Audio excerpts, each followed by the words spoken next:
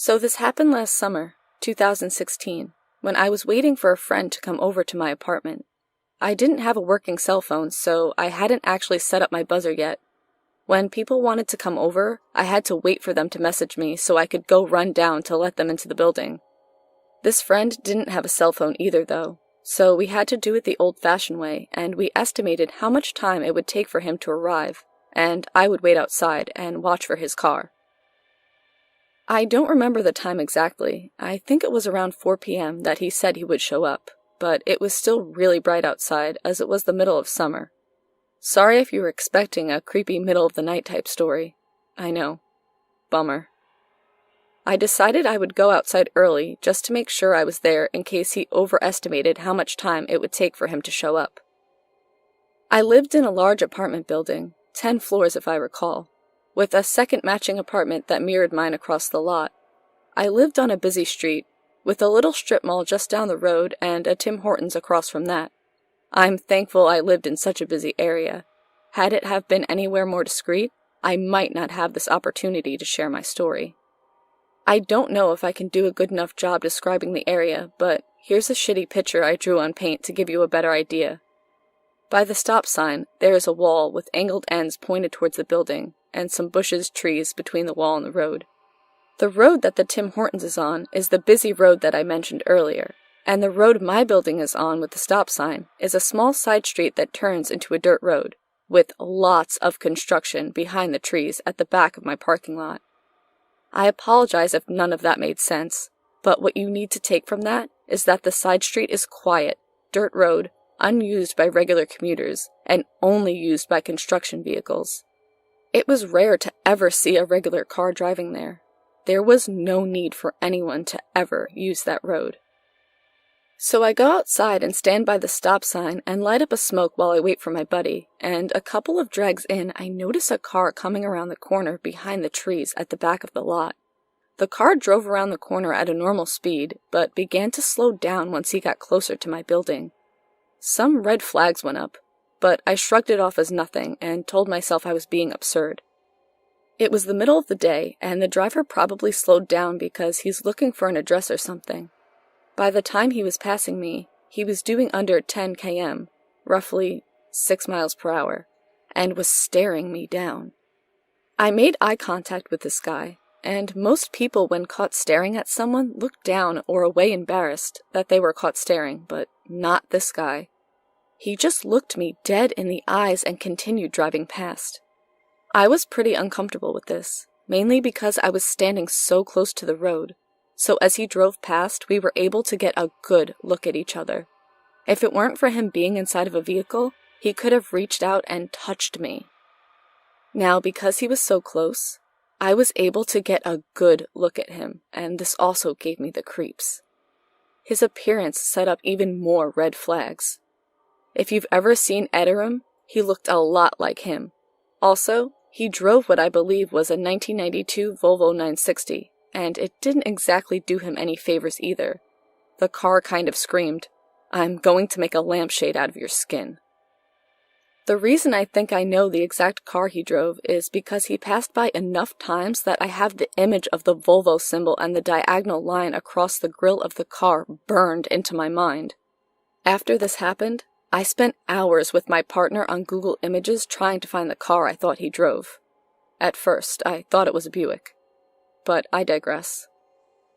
After he drove past me, he turned right and headed towards the Tim Hortons. Once he passed my building, he was out of sight and I assumed that would be the last of him. A couple minutes later, I hear tires on gravel in the distance and see a vehicle headed my way behind the trees. And who do you think comes rolling around the corner? Him. By now, I'm regretting my decision to come out and wait for my friend early, but I figured he would be showing up any minute now, so there was no point in going inside. So, creepy guy is headed towards me again, and this time, he's driving even slower. When he passes me, I try not to make eye contact, but I can't help it. I feel his eyes on me and I have to look. When I meet his gaze, he waves slowly like the Queen and speeds off, turning right again. I'm even more creeped out at this point, but I am still trying to play devil's advocate. I assume he's just mistaken me for someone he knows and shrug it off again. I light up another smoke while I'm waiting to try to calm myself down, and here comes Creepo again around the corner. This time, I tell myself that if he doesn't either turn into the parking lot, stop and ask for directions, or turn left when he passes me, that he's either crazy or actually has bad intentions. When he finally passes me, he's slowed down to under 5 km, or 3 miles per hour, and he just smiles at me. His smile sent the biggest chill down my spine in broad daylight, close to a busy road, next to a large apartment building packed full of people. It sent a chill down my spine. The rest of the red flags went up. Alarms started blaring, lights flashing. Everything in my body was screaming at me to get the fuck away from this guy. I moved a bit further away from the road and the stop sign so that if he were to try something, I'd be closer to my building and might have an easier time getting away. I also continued to tell myself that I was crazy and ignore my intuition. I figured he was a senile elderly person who may not be in their right mind, or he was really, really lost and a tad socially retarded. Either way, I told myself there was no way he'd be coming around the corner for a 4th time. I was wrong. He came around the corner 2 or 3 more times after that too, each time staring me down with his overly creepy smile. Not once stopping to speak to me or make an attempt to pull over, always just doing a slow crawl by and staring me down. I waited for him to pass me once more, and when he was out of sight, I ran to the other side of the wall and hid behind the angled part and the trees. The wall was a tall concrete one, and the trees also helped me to hide from the road while I peeked around them to watch for the Volvo. This way, I figured when he came around the corner, he'd see that I was gone from the stop sign and just move on with his day. I had enough time to see him coming and move behind the wall back to the stop sign as he passed so he wouldn't see me in my new hiding place. What really creeps me out the most is that when he was passing by that time, he let his car slow down to the point of it barely moving. You know when you begin to take your foot off the clutch and your car starts rolling? Or how in an automatic, the second you take your foot off the brake, the car will roll forward really slowly? He slowed down to that point, and I watched him from where I hid as he looked around to see where I went. He didn't come back after, which only adds credence to the fact that whatever his reason was for circling my building so many times had something to do with me. I have no idea what his intentions were, but I'm glad it was the middle of the day and I was next to a busy street. So, Edarem number 2, let's not meet.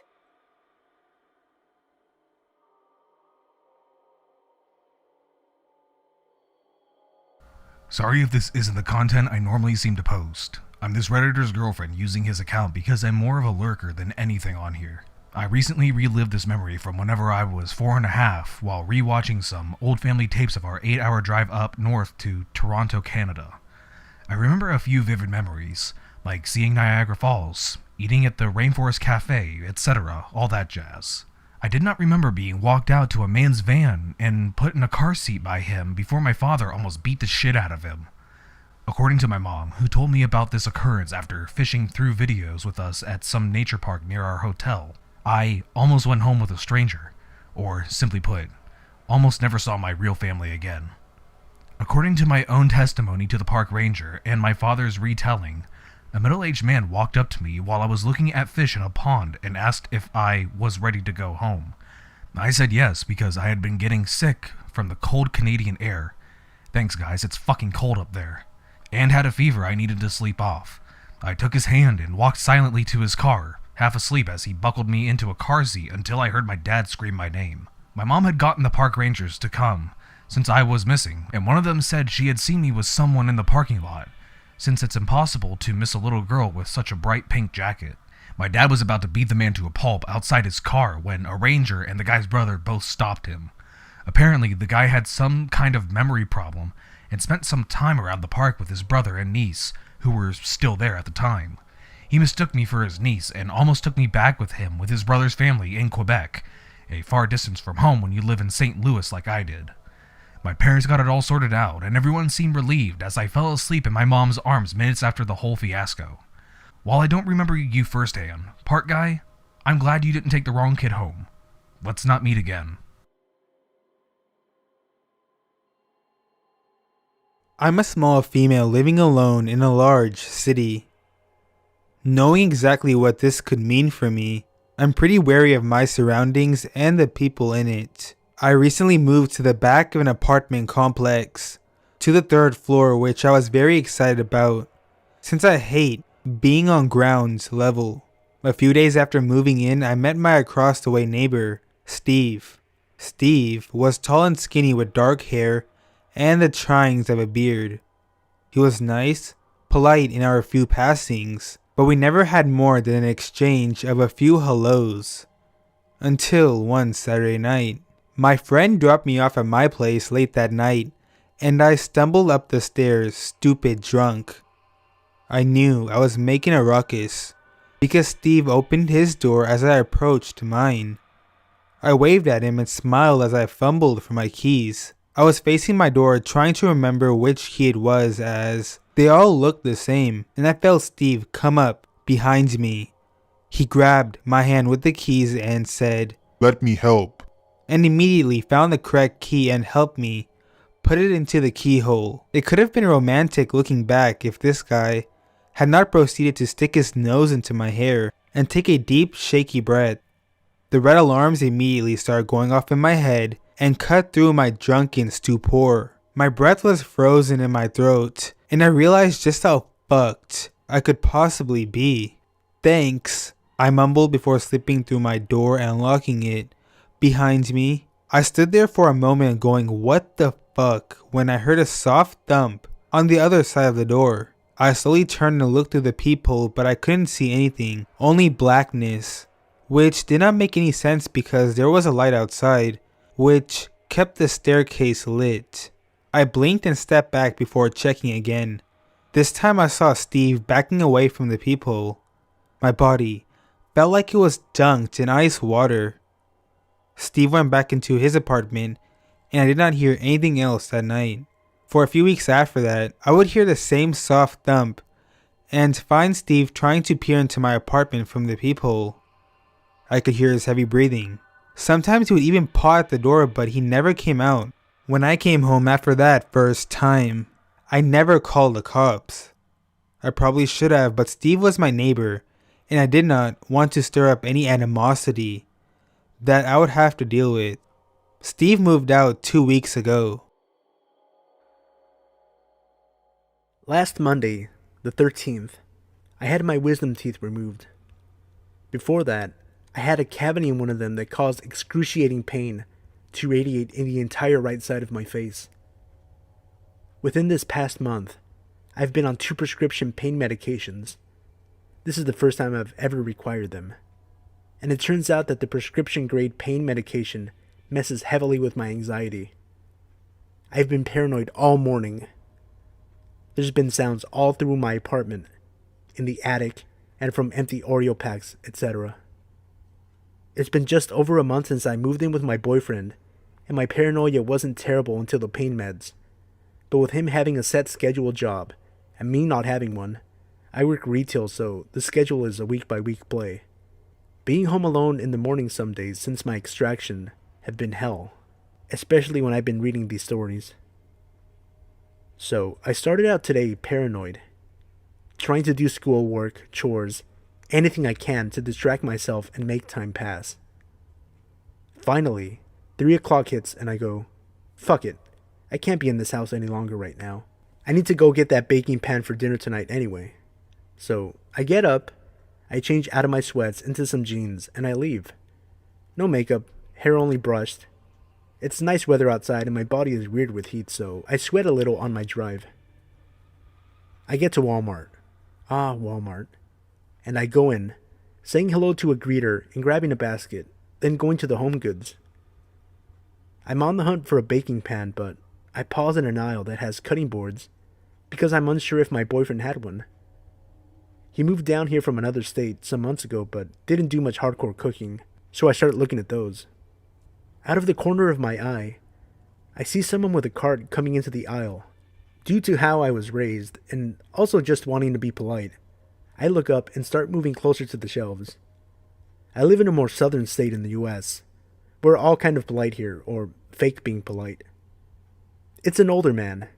To me, an 18-year-old female. He looks to be in his 40s or 50s, and he's looking right at me. Excuse me, has anyone told you that you're beautiful today? His tone seems sincere enough, but it throws me off. My boyfriend has, I respond, almost a reflex. I don't want to get into a conversation with this dude. A brief flash of disappointment crosses his face, and he breaks eye contact with me, instead, looking in the direction his cart is facing. Well, now you've been told twice, he says, starting to move along. I have, I respond, as chipper as ever. Thank you. He moves on down the aisle, and I take one last glance at the cutting boards before I decide to move on to find the baking pan. To my luck, they're in the next aisle. I needed a specific size, so I go on the hunt for it, looking intently, picking up different pans, comparing prices. Then I see a cart coming from right down the aisle. I look up, a bit stunned, to see it's the same older man. I try not to think anything of it, making eye contact again and giving a half-hearted smile before looking back at the pans.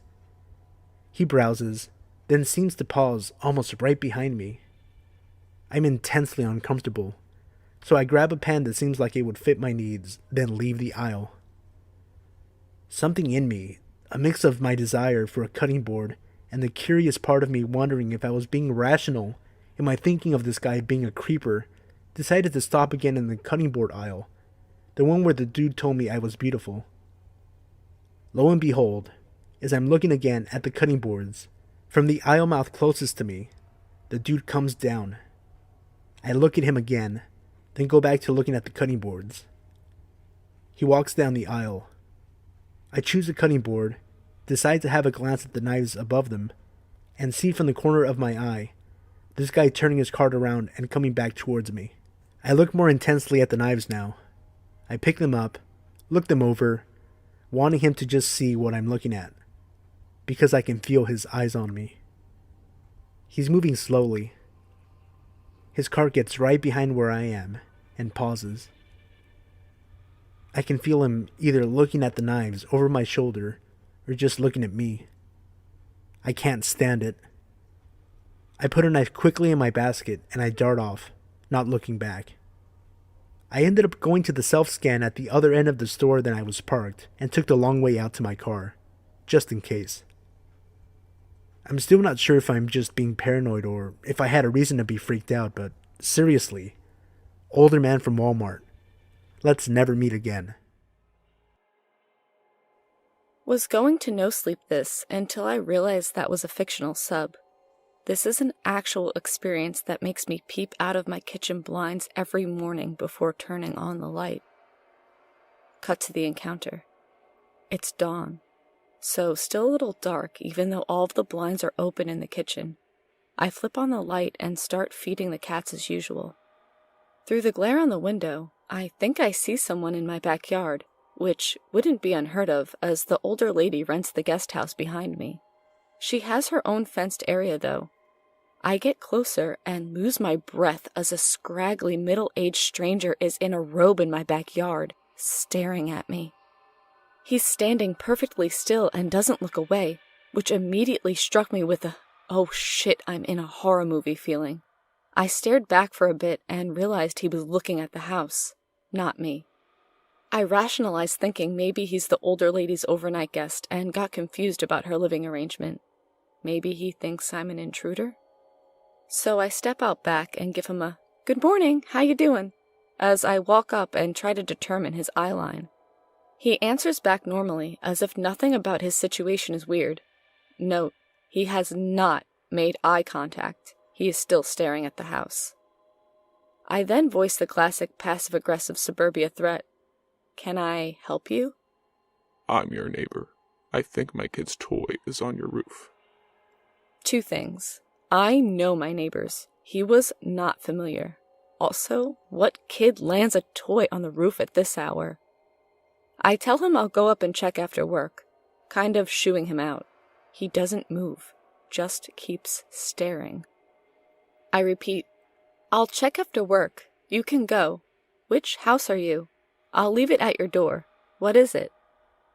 He's silent for a moment as I grow more irritated at his lack of response and more creeped out. Finally, he replies. Oh, I'm just a couple houses that way. He lackadaisically points in no discernible direction. I say okay and again ask what his kid lost. He speaks again.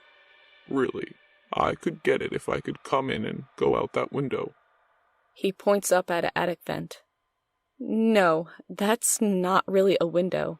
I promise I'll check later. Have a good day. Again, trying to politely shoo him. I've now edged myself over to a loose board from my firewood pile that I could use as a weapon. He continues to stare at the house. His eyes haven't moved yet. I pick up the board and pretend I'm moving it to a table behind him, so I can put him between myself and the fence gate, his hopeful exit. As I'm doing that, he breaks the trance and walks towards my back door. I'm pretty much done with niceties at this point.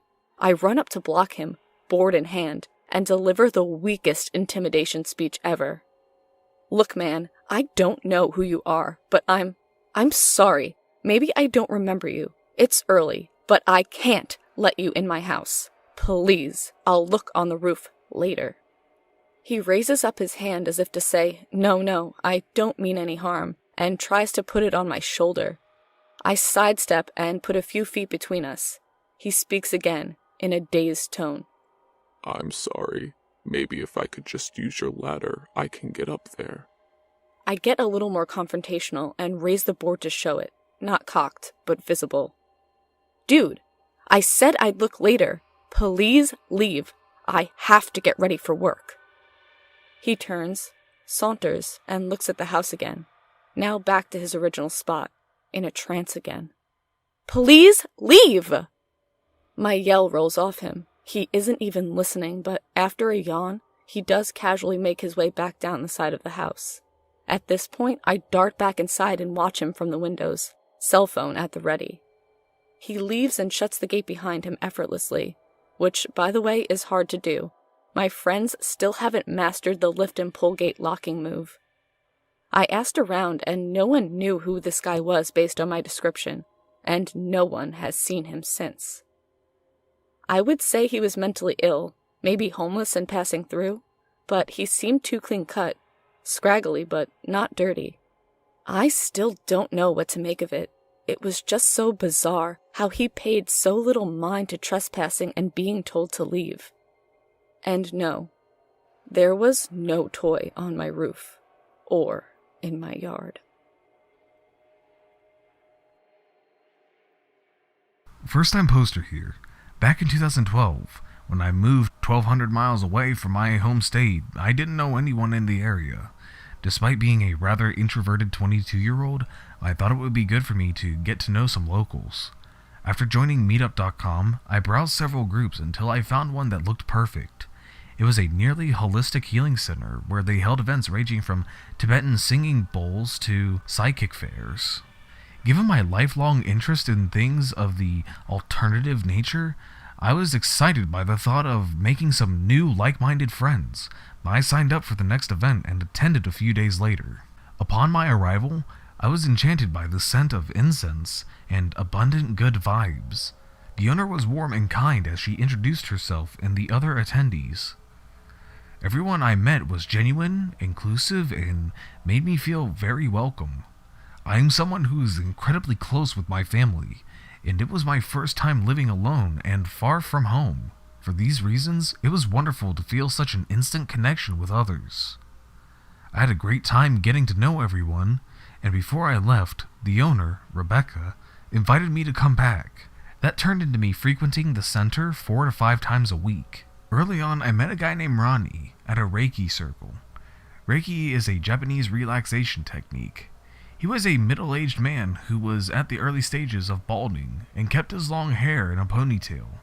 His skin was tan, and he was in good shape with muscular arms.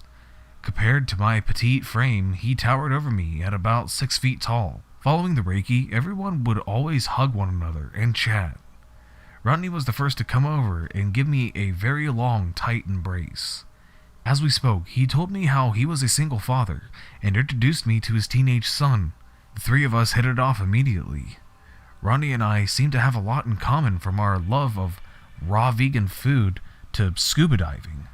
It felt like I had met a kindred spirit, and the energy he exuded was calm and peaceful. He was easy to trust and open up to.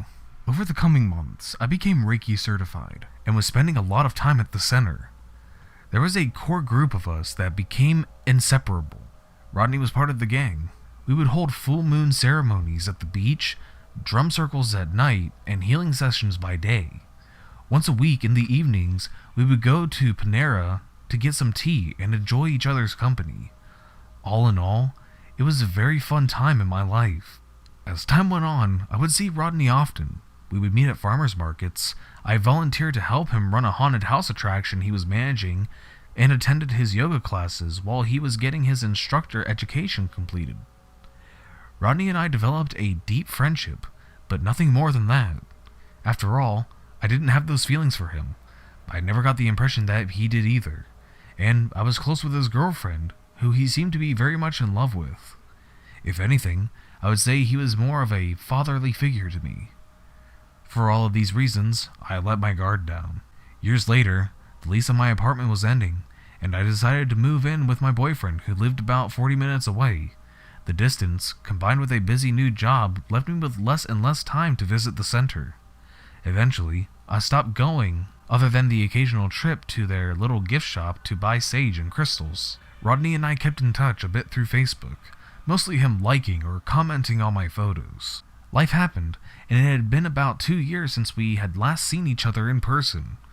One day, I was on my lunch break at work and went to a nearby grocery store to get some summer rolls.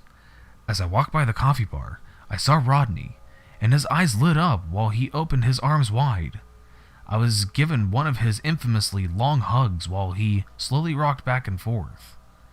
He told me I looked great, and we caught up on what we'd both been up to since we saw each other last. I explained how I had started another job not far from the center, so I'd be in the area again. He told me that he and his girlfriend, our mutual friend, had broken up. Apparently, she was incredibly needy and insecure, which seemed untrue, as I knew her pretty well. Then he started to tell me about his new business plans to teach rich older women yoga after they are lonely and neglected by their husbands, so they want to be touched. Taken aback by his intentions, I continued to listen as he went on. I have a private studio space now. You should come by sometime. We could lay naked in the sun and do some stretches. It would be very healing. I was beginning to feel uncomfortable. Then again, I thought perhaps I was overreacting. After all, this guy was a total hippie, so it probably didn't seem strange to him. Myself, being flustered and unsure of what to say, said, Cool. Pulls out phone. Oh, hey, I'm running really late for work. I need to get going. It was nice seeing you. He leans in again to give an awkwardly long hug and then kissed me. On the lips. Something he had never done before. A few weeks passed by, and Rodney had sent me some texts and Facebook messages about getting together. I lied and said I couldn't because I was very busy with my job. Although I felt creeped out about the whole situation, I tried to rationalize with myself that I was being overly dramatic. After all, I had known the guy and his son for years, and he had never done anything to betray my trust. Despite avoiding that grocery store since we had last bumped into each other, I had to go back a couple weeks later to get a specialty item. Since it was a different day of the week, I was certain I wouldn't see him there. Wrong. Avoiding the coffee bar area, I made my way through the back aisles. Suddenly, I felt a hand on my shoulder, followed by Rodney saying my name from behind me. Despite being unable to shake the anxiety I was feeling, I slowly turned around with a forced smile and said, "Hello." Once again, there was another long-ass hug. He then told me he wanted to hire me for a project he was working on, knowing that I was having a bit of a tough time financially. I have a vision for the space I'm working on. I'll do yoga poses naked and have them shot in black and white. I'll hang the pictures in the studio. I want you to be the photographer. He knew fully well that I used to be a photographer. I paused for a moment, and I told him I wasn't sure I would be able to do it. Most of my equipment is still up north, and I don't have the lenses I would need. Another lie, but I really thought we were friends and didn't want to jeopardize that with some weird Leo, Kate, Titanic-ish photo shoot. Then he tells me that he's sure whatever lens I have will be just fine, and that I should stop by the studio tomorrow after I'm off work. He gives me the address, and I tell him I really wouldn't be able to stay long as I need to get home and let my dogs out. Still, he insists I should check the place out, that he wants to give me a tour, and he cannot wait to show me. The next day, I drove by the location on my way home, contemplating on whether or not I should go in. My brain kept telling me that it was fine. I knew him very well. I knew his son. He was a harmless hippie. But then why couldn't I shake the uneasy feeling in the pit of my stomach? So I decided to turn around and went straight to my house. Once I was home, he called me 9 times that same night, but I didn't answer. In the messages, it sounded like he was really angry, but was trying his hardest to come across as calm. The following day, he called me 14 times, mostly just calling and hanging up repeatedly. After about a week, the call stopped completely, and I put the whole situation in the back of my mind. Fast forward to a few months later, I'm at the center chatting with my friend Rebecca, who owns the place. We were chatting up for a while when I asked her if she has seen Rodney lately. Her eyes became stern, yet panicked. He's not allowed to come here anymore. You need to stay away from him, she warned. Curious to know more, I mentioned how the last time I seen him, he was acting rather strange. I proceeded to tell her about the photo shoot he wanted to do at his new spot downtown. Again, she looked deeply concerned and let out a long sigh. What she told me still shakes me to the core. Apparently, right around the time he wanted to do our photo shoot, he had gotten arrested for beating the shit out of his new girlfriend. So bad that Rebecca teared up as she described the injuries that put her in the hospital. Not long after that, he was arrested a second time for sexually assaulting another woman as well as other drug-related charges. She continued on to inform me that he never had any intention of opening a studio. He was totally broke and couldn't afford the lease, but he did know the guy who owned the building. Rodney had a key to look after the place while the owner was out of town. Rebecca knew all of this because she was good friends with Rodney's ex-girlfriend, who told her everything while she was in the hospital. My mouth dropped and my heart sank when I heard all of this. The person that I had known for years had attacked women and purposely fabricated a story to get me alone with him. One of the scariest parts to me is that I'm usually such a good judge of character, and he had me completely fooled for a long time. It really made me question my instincts and gave me a lot of trust issues. At least in the end, I didn't listen to my gut feeling.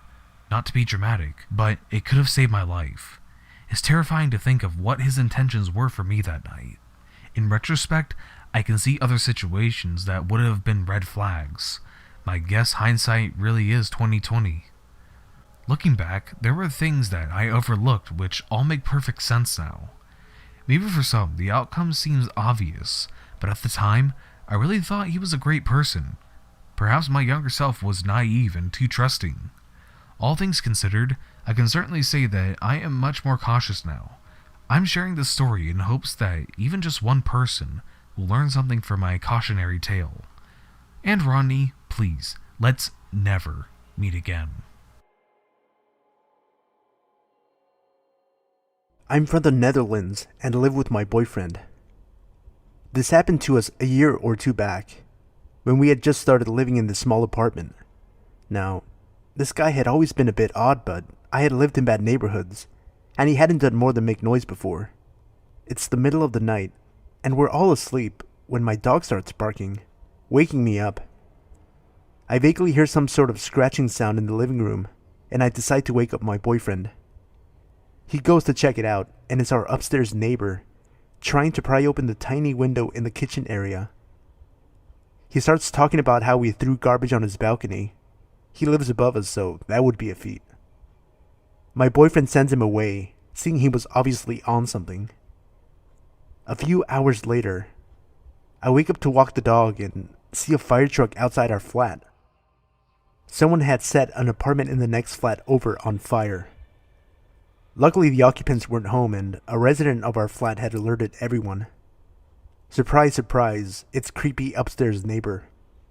We instantly knew it was him, and apparently, he'd set our underground dumpster on fire the year before, so he was locked up almost immediately. Now we tend to sleep through a lot, so we're lucky our little pup started barking, or we probably would have died. Creepy upstairs neighbor. Let's not meet. One day when I was younger, my mom and I visited my aunt's apartment. It's a giant looking house with a side driveway that leads around the back to a small parking lot for tenants, with the house entrances being off to the side, facing away, and hidden from the busy street. I don't remember how old I and my cousin, my aunt's daughter, were, but to the best of my memory, we were both somewhere around the ages of 8 to 12, with her being slightly older than I. It was still midday, and we were all hungry. So my mom and my aunt decided to go shopping, and were then going to pick up pizza on the way back for us all to eat. Me and my cousin were ecstatic, as we loved pizza. Our parents left, and me and my cousin stay and watch TV with the volume really low while browsing on her laptop. It's probably about 25 minutes after our parents left when we start seeing the front door lock shaking. We thought our parents were back home, but then we noticed something suspicious. Instead of the locks of the door quickly turning as if our parents got back, we instead saw that the locks were very slowly turning to unlock. We suddenly both realized it wasn't our parents, and definitely an intruder. We both stare at the front door silently, freaked out and frozen. I always thought those horror movies where the actors stand frozen in fear like idiots were fake, but it was this moment that proved that idea was wrong. As we both stood there frozen in horror, we both saw the top lock finally turn all the way after what felt like half a minute. Then we start to see the bottom lock slowly start to turn. The door was probably half a second from being unlocked completely, when suddenly, my cousin breaks free from being frozen in fear and sprints to the door and turns both of the locks to prevent the door from being opened. We dared not look out the second-story window to see who was trying to get in. We were horrified and stayed quiet, waiting in the living room. We didn't say a word to each other and just sat there on the couch. It was about 15 minutes until our parents got home, where we told them the whole ordeal and they were shocked. We don't know what would have happened if my cousin didn't sprint to lock the door, but to this day, I can remember very vividly seeing the door lock shaking rapidly and slowly turning.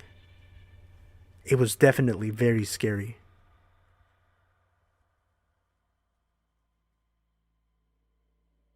I grew up in a small city, so when I moved into the mountains in Colorado, I took the opportunity to go on a fair amount of walks out in the woods all around my house. For the most part, I would only walk the woods behind our house, since we had a very large property. One day, feeling bored of the woods behind our house, I asked my parents, and they told me I could walk the woods across the street. I excitedly rushed out to go walking across the street. As soon as I got to the edge of the woods, though, I was already a bit unnerved. On the ground, I saw the shell of a bullet. I felt especially frightened because I have a fairly irrational fear of guns, but I decided to get over my fear and continue on because the case was obviously old, covered in dirt and such, and we lived by a big hunting town, so it was to be expected. The next weird thing I came across was a pile of deer hair. I, obviously not knowing much about hunting, saw it and thought that a doe must have laid there when she was having her babies. At that moment, I was excited, not realizing that the hair was most likely the result of a deer being shot in that spot. The final, weirdest, and worst thing I found was at a clearing in the woods. A clearing I didn't realize was on a person's property at the time. As soon as I got out of the clearing, I saw a large block of styrofoam with 2 iron rods stuck through it to keep it standing in place. It was full of bullet holes. Looking around, I noticed deer bones scattered around, and the bones of some other animals, including a full set of some small animals' bones, laying on a rock beside the styrofoam. Confused and not quite sure what I had found, I decided to go and get my parents. When I got them to come, I first showed them the pile of hair, and they pointed out to me how it was probably where a deer had been shot. Then, I led them to the styrofoam, and the first thing they pointed out was that they were right in someone's front yard. Mind you, it was a giant front yard, and the house was small, off in the distance. After looking at the dead animals, we noticed two things. Not only did one of the animals have a chain around it, chaining it to one of the poles that the styrofoam was on, but some of the animals I couldn't recognize at first were obviously domestic cats and dogs. At the end of the day, all we could do was walk home. It sounds terrible, but the animals were obviously dead for a long time, and we believe they were killed by the crazy former owner of the property we were on. The owner was long gone, and the police force in our own town was so small and poorly trained that they probably would have simply gotten mad at us for being on someone's property and not really care about what we found. I'm sad that we couldn't do more, but I genuinely believe no justice would have come of calling the police.